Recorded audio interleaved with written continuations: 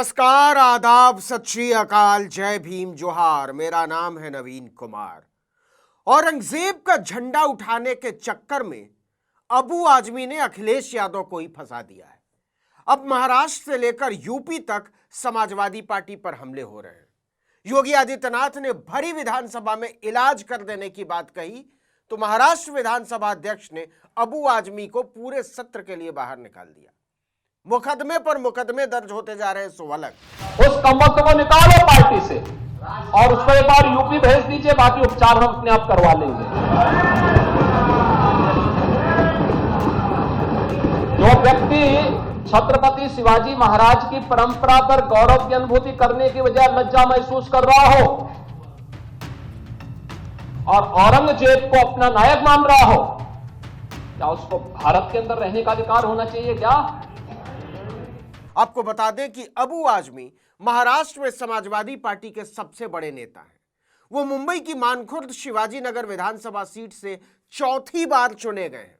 अबू आजमी ने महाराष्ट्र विधानमंडल का बजट सत्र शुरू होने के पहले ही दिन यह कहकर अखिलेश यादव को फंसा दिया कि औरंगजेब निर्दयी शासक नहीं था और औरंगजेब पर उन्हें गर्व है। इतना ही नहीं, अबू आजमी ने कहा कि औरंगजेब ने कई मंदिर बनवाए, वो किसी भी तरह से क्रूर शासक नहीं था। गलत इतिहास दिखाया जा रहा है। उन्होंने यहां तक दावा किया कि बनारस में जब एक पंडित की बच्ची के साथ उसके सिपहसालार ने बदतमीजी की कोशिश की तो औरंगजेब ने उस सिपहसालार को 2 हाथियों के बीच बंधवाकर मरवा डाला था। बाद में उन पंडितों ने औरंगजेब के लिए मस्जिद बनाकर भेंट की। वो अच्छे प्रशासक थे। जो उन्होंने किया वो सही किया। अगर कोई और भी राजा होता तो वो भी वही करता। इस पर महाराष्ट्र की राजनीति में बवाल मच गया क्योंकि औरंगजेब ने शिवाजी को मरवाने की कई बार कोशिश की। अबू आजमी के बयान पर डिप्टी सीएम एकनाथ शिंदे ने कड़ी आपत्ति व्यक्त की थी। उन्होंने औरंगजेब की क्रूरताएं गिनवाते हुए कहा था कि उसने छत्रपति संभाजी महाराज को 40 दिनों तक कैद में प्रताड़ित किया था। ऐसे व्यक्ति को अच्छा कहना महापाप है, इसलिए अबू आजमी को माफी मांगनी चाहिए और केवल इतने से बात नहीं बनेगी, उन पर देशद्रोह का मामला दर्ज होना चाहिए। इस मुद्दे पर बीजेपी ने भी कड़ा विरोध करते हुए प्रदर्शन किया था। मुद्दे के तूल पकड़ने पर अबू आजमी इतिहासकारों का हवाला देते हुए अपने बयान से पीछे हट गए और माफी मांग ली। उन्होंने कहा कि उनकी टिप्पणी ऐतिहासिक तथ्यों पर आधारित थी। उनके शब्दों को गलत तरीके से पेश किया गया और उनका उद्देश्य दूसरे ऐतिहासिक हस्तियों का अनादर करना नहीं था। हमने वही चीजें बोली हैं जो हिस्ट्री में दर्ज है, जो आज भी जो प्रोफेसर लोग जाकर जगह जगह मीटिंग करके औरंगजेब के लिए ऐसी बातें बोलते हैं, वही बातें मैंने बोला है जो ऑन रिकॉर्ड मेरे पास है। लेकिन इससे बात खत्म नहीं हुई। सत्ताधारी बीजेपी ने भी प्रदर्शन किया, विरोध किया और माफी की मांग की। महाराष्ट्र में औरंगजेब को घृणा की नजरों से देखा जाता है क्योंकि उसने आगरा के किले में धोखे से शिवाजी को बंदी बना लिया था और अलग अलग तरीके से कई बार शिवाजी की जान लेने की कोशिश की थी। शिवाजी के साम्राज्य पर कब्जा करने के लिए उसने अपने मामा शाइस्ता खां को महाराष्ट्र की तरफ रवाना किया था। यह बात है 1660 के आसपास की। शाइस्ता खां 1.5 लाख सैनिकों की फौज के साथ पूना तक पहुंच गया और लगातार 3 वर्षों तक मावल में लूटपाट करता रहा। उसके आतंक की खबरें जब शिवाजी तक पहुंची तो उन्होंने एक दिन शाइस्ता खां पर हमला बोल दिया। मराठों ने शाइस्ता खां की 4 अंगुलियां काट डाली और उसके बेटे अबुल फतेह को भी मार गिराया।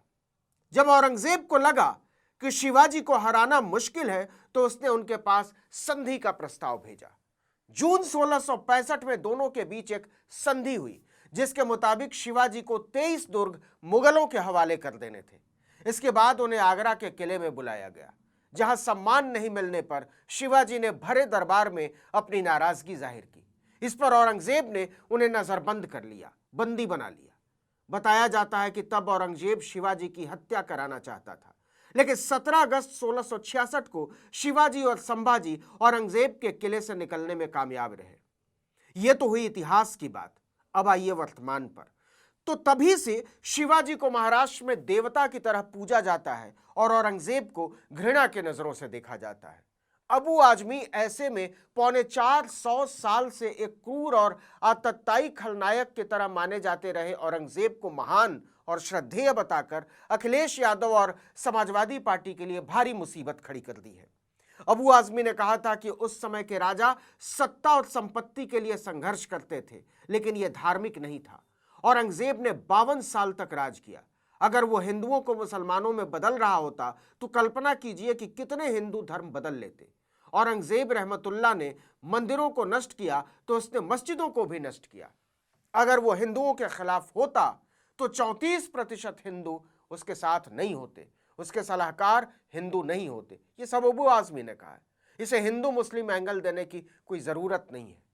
इसे लेकर बवाल इतना बढ़ गया कि भाजपा को अपनी राजनीतिक जमीन बचाने के लिए 4 बार के विधायक को इस बयान के आधार पर सस्पेंड करना पड़ा। जी हां, औरंगजेब की तारीफ करने पर चौतरफा घेरे समाजवादी पार्टी के नेता और विधायक अबू आजमी को महाराष्ट्र विधानसभा से सस्पेंड कर दिया गया है। आपको बता दें कि महाराष्ट्र विधानसभा से अबू आजमी का निलंबन पूरे सत्र के लिए किया गया है। 3 मार्च से शुरू हुआ बजट सत्र 26 मार्च तक चलना है, लेकिन निलंबन के बाद अब अबू आजमी विधानसभा की कार्यवाही में भाग नहीं ले सकते।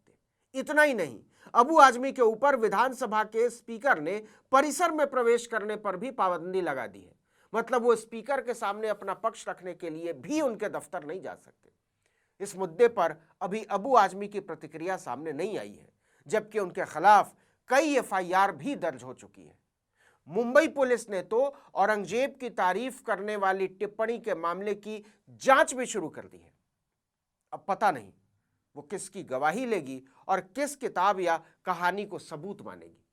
दूसरी एफआईआर लोकसभा में शिवसेना सांसद नरेश महास्के की शिकायत पर ठाणे पुलिस ने दर्ज की है और आरोप लगाया है धार्मिक भावनाओं को ठेस पहुंचाने का। इस बीच उप मुख्यमंत्री एकनाथ शिंदे ने एक बार फिर अबू आजमी पर निशाना साधते हुए उन्हें देशद्रोही करार दिया। अबू आजमी अब बिल्कुल अलग थलग पड़ चुके हैं। यहां तक कि महाअघाड़ी गठबंधन के नेताओं ने भी इस पर साथ देने से इनकार कर दिया। शिवसेना यूबीटी से लेकर एनसीपी एसपी तक ने कहा है कि इस तरह की सोच को स्वीकार नहीं किया जा सकता। कांग्रेस ने कहा कि ये भाजपा को फायदा पहुंचाने जैसी बात है। शिवसेना नेता शाइना एनसी ने कहा कि एसपी नेता को वापस स्कूल जाकर इतिहास दोबारा पढ़ना चाहिए। बीजेपी नेता राम कदम ने भी अबू आजमी के बयान पर प्रतिक्रिया दी और उन्हें थिएटर जाकर छावा फिल्म देखने का सुझाव दिया। उन्होंने कहा कि अबू आजमी को शर्म आनी चाहिए। समाजवादी पार्टी के लिए परिस्थितियां उस समय कठिन हो गईं जब उत्तर प्रदेश के मुख्यमंत्री योगी आदित्यनाथ ने विधानसभा में इस मामले पर उसकी खिंचाई कर डाली। मुख्यमंत्री ने समाजवादी पार्टी पर हमला करते हुए कहा कि सपा के लोगों के लिए औरंगजेब गर्व का विषय है, जिसने अपने पिता को कैद करके उन्हें पानी की एक एक बूंद के लिए तरसा दिया था। उन्होंने कहा कि समाजवादी पार्टी का अपने विधायकों पर नियंत्रण नहीं है। उन्होंने अबू आजमी का नाम लिए बिना कहा कि समाजवादी पार्टी को उसे निकाल देना चाहिए। उन्होंने कहा कि सपा को उस नेता के बयान का खंडन करना चाहिए और पार्टी से बाहर कर देना चाहिए, नहीं तो उसे यहां बुलाइए उत्तर प्रदेश, हम उसका इलाज कर देंगे। यूपी ऐसे लोगों का उपचार अच्छे से करता है। ये लोग महाकुंभ को कोसते हैं और औरंगजेब पर गर्व करते हैं। उसने आगरा के किले में अपने बाप को कैद करके रखा, एक एक बूंद पानी के लिए तरसाया।